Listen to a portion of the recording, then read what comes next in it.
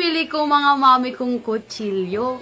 Black Dragon knife to mga mami ko. Stainless steel yan, kaya hindi kakalawangin mga mami ko. Napaka-perfect nitong itagtad sa mga buto-buto mga mami ko. Ay talagang magugustuhan to ng mga tatay nyo mga mami ko. Tingnan nyo naman, ang ganda! Super ganda, may matalim din to mga mami ko. Perfecto sa mga naghihiwa talaga ng mga baboy, ng mga baka. Pangtad-tad talaga to mga mami ko. Napakaganda mga mami ko. Dust proof and scratch proof to mga mami ko. Kahit hiwaan nyo to mga mami ko ng may mga dagta, ayan, hindi siya agad didikit dito. Kahit pag hinugasan mo siya, may mawawala siya agad. Di ba napakaganda ng gantong knife?